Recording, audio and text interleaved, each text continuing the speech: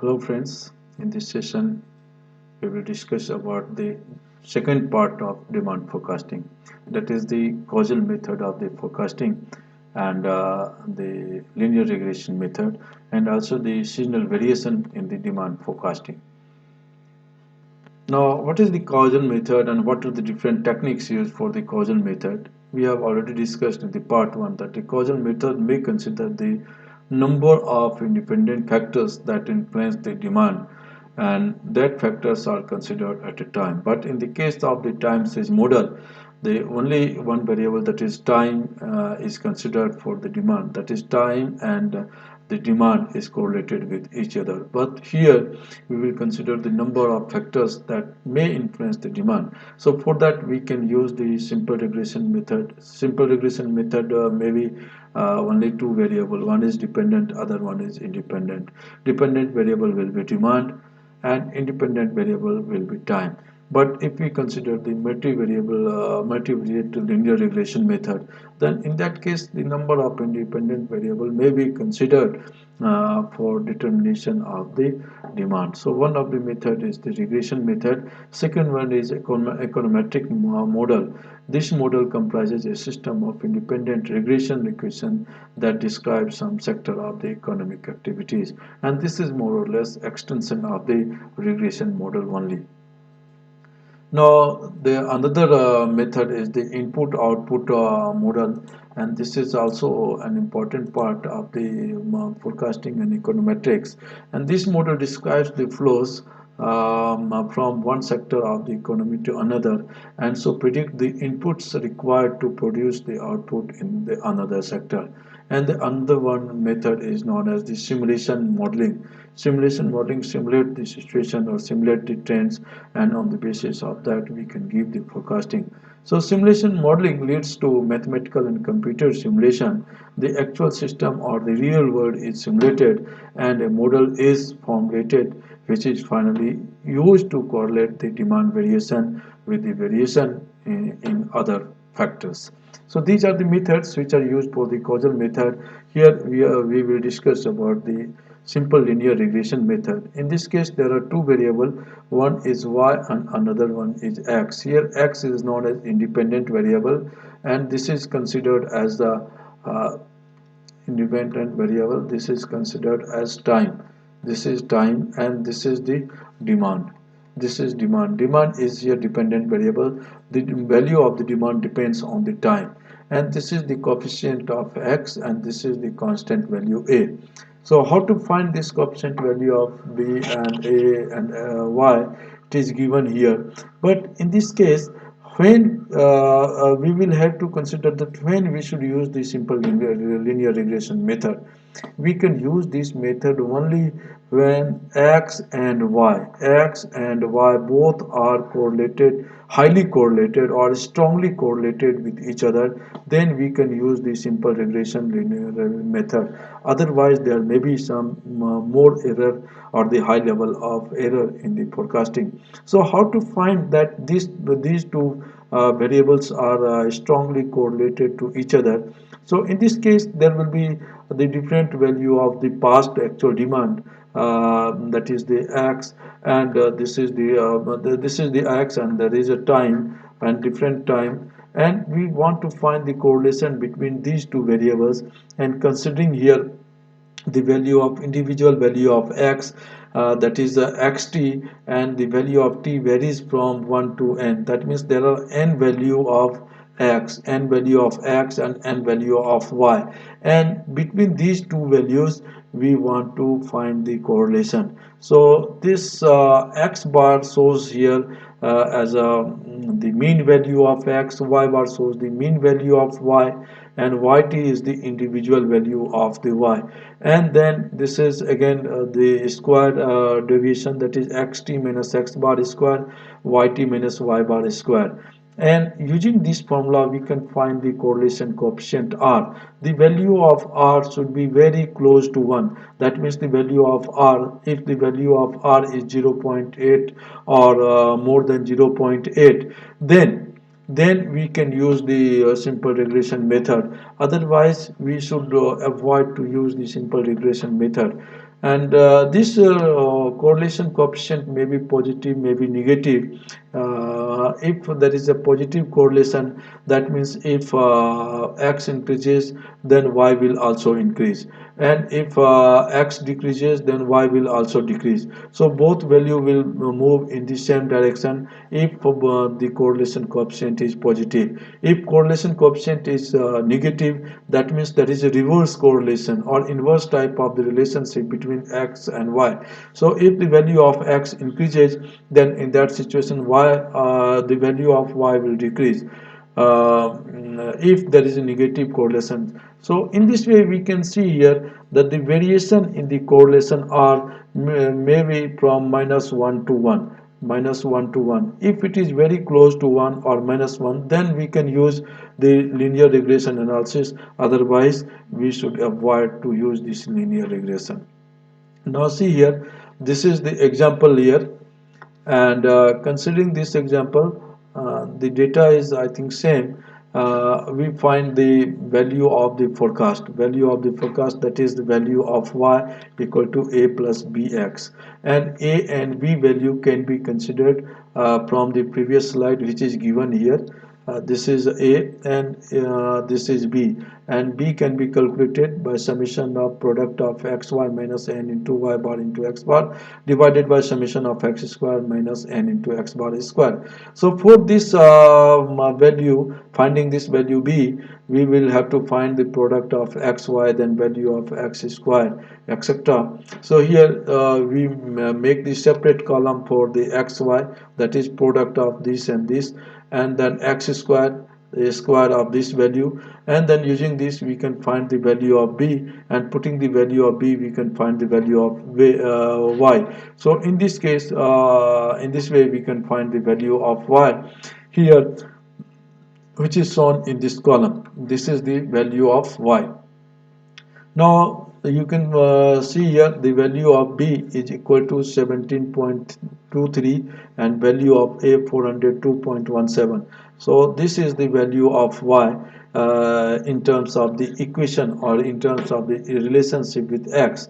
So this is the Y14. If we want to find the value of forecast for the 14th period, not for the 12th period or 13th period, 14th period, then we can project on this straight line relationship, and we can find the value of y14 very easily as shown in this equation. Put the value of x as 14 and we can find the value of y14. That means forecast for the 14th period, and this will be equal to 643.39.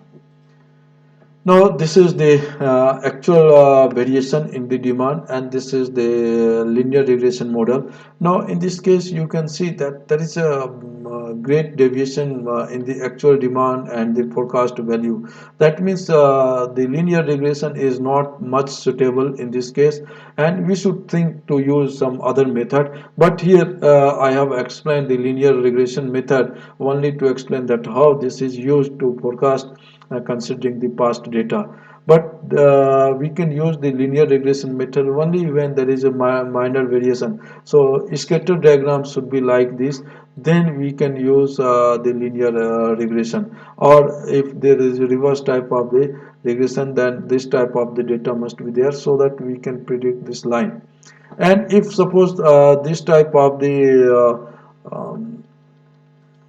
scatter diagram exists, that means this is the non-linear type of relationship is there, and we should forget to use the linear regression model, and in that case we should consider the non-linear type of the model for explaining the forecasting value considering the past data. And sometimes there is a random variation in the scatter diagram, and we cannot predict that first type of the relationship between the x and y. So in that case we should forget to use this regression model, and we should try to use some other model which we have already discussed previously. Now the seasonal adjustment, if there is variation in the seasonal demand, then how to adjust the seasonal demand we will learn in this method. And we will explain this method of the seasonal variation considering a numerical example. It will be easiest to explain here. Now see, the quarterly demand for the 3 years are given 2012, 13 and 14. 2012, 13, 14. This quarterly demand, 4 quarter demand demands are given, and this is the total demand in the 2012, and this is considered by adding all these 4 quarter demands, and similarly for 2013, 2014. So 3 year demands are given here, and based on this demand, these 3 years demand, we can predict the demand for the fourth period. For example, this is required for the 2015.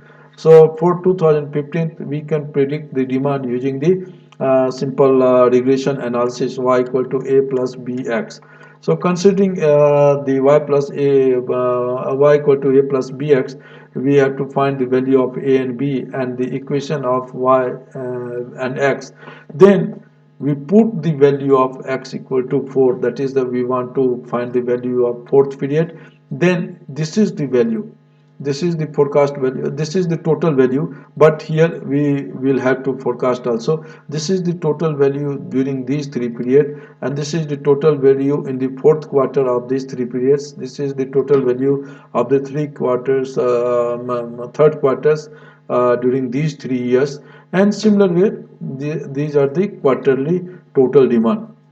So what is the contribution of quarter one in the total demand? What is the contribution of the second quarter in the total demand? We can find the fraction here. So how to find this fraction? This is very easy. So D1 shows the total demand in the first quarter. So total demand in the first quarter is 517, and total demand during these 3 years is 2087.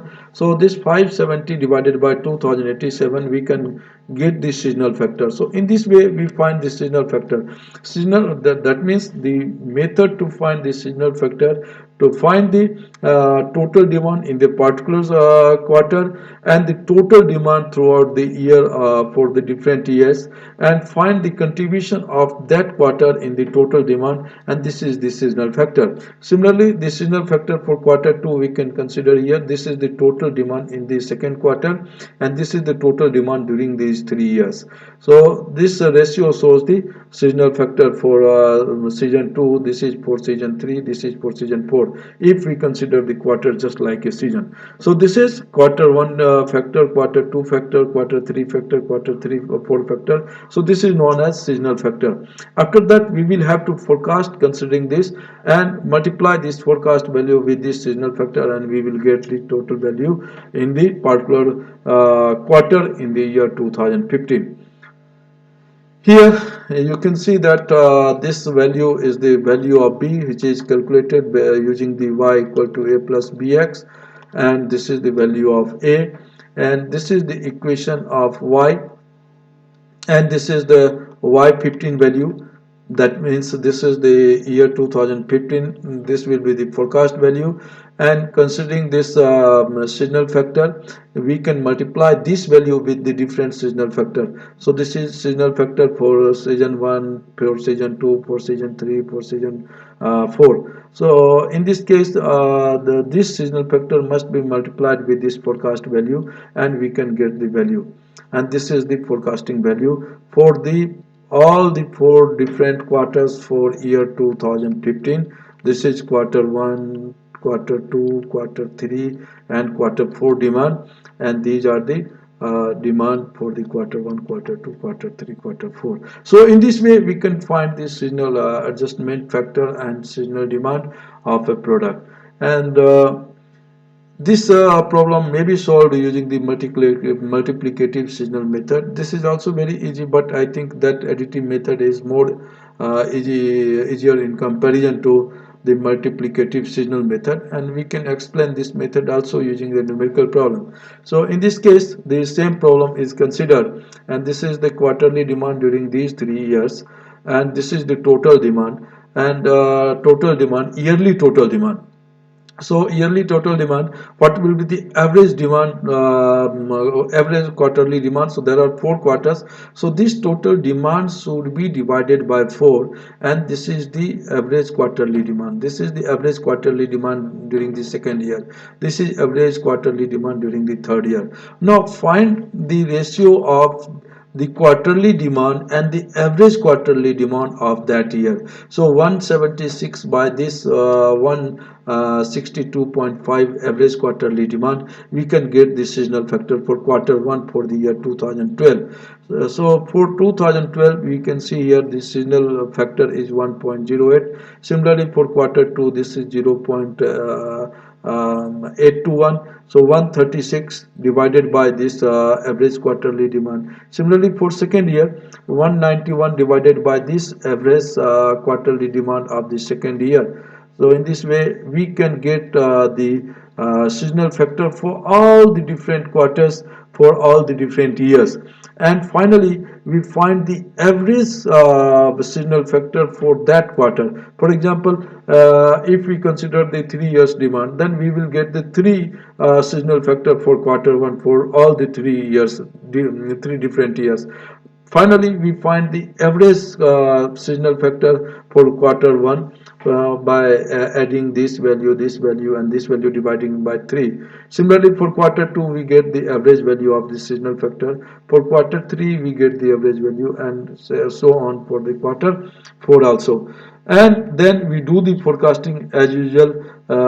We have shown in the previous problem, and then this is the average forecasting. So now in this case there is a basic difference, that in this case we cannot directly multiply the y15 that is which forecasted using the a linear regression method with this factor. So in this case we will have to find the average seasonal demand. That means y15 divided by 4, y15 divided by 4. So we can see that what was its value. It was 781.7. Approximately this is 782 divided by 4. Then we will have to multiply the value of this seasonal factor if we use the multiplicative method. So you can see that 782 divided by 4, and this is approx 195.5, and then we multiply this seasonal factor to this quarterly demand, and then we can get this value. And this value using the multiplicative method or the additive method, both are very close to each other. You can see here in the case of this method this is 213.4, but in this method this is 213.08. For second quarter it was using the first method 166.5, but using this method this is 165.58. So these value are very close to the value which is for forecast value considering the previous method. So there is no great difference between these two methods, so you can use any one method. So this is about the seasonal variation and finding the seasonal adjustment factor and producing the seasonal demand forecasting. Now the forecasting performance measurement may be measured in the different terminology. This is the mean absolute deviation. MED means mean absolute deviation, mean absolute percentage error. This is mean square error, mean square error. So mean absolute deviation is nothing but this is the modal difference between the actual demand and the forecast value. Suppose there is a deviation like this. If you take this simply without modal value, then this may be zero, this may be zero, but there is variation. So we can't say that there is no variation. This is the reason that we take the modal value to show the actual variation from the actual demand and the forecast value.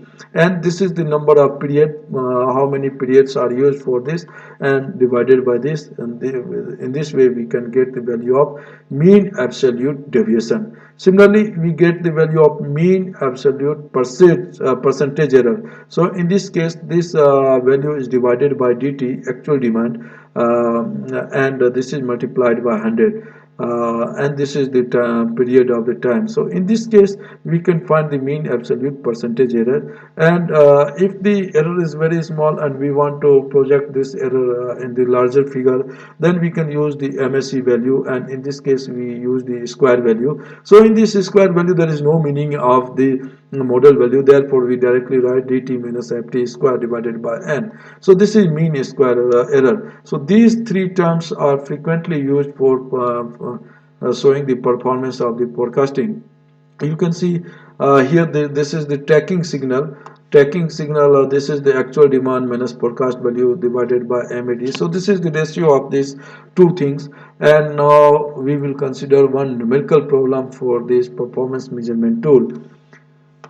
This is the same problem which is considered in the linear regression. So this is the absolute deviation of the actual demand and the forecast value, and this is the fractional value. That means percentage deviation from the actual demand. So this is dt in the denominator, and then we can see that this is the square error. So in this way we can find this mean absolute deviation. There are total 12 periods. For 12 periods we find that 22.92. This is the mean absolute deviation, and mean square error is 86 point, it is 867.46, and the mean absolute percentage error is 4.48%. So in this way there are different way of measuring the accuracy of the forecast, and we can use any one method, and we can see that what is the forecasting error and what is the accuracy in the forecasting. So this is all about the forecasting method,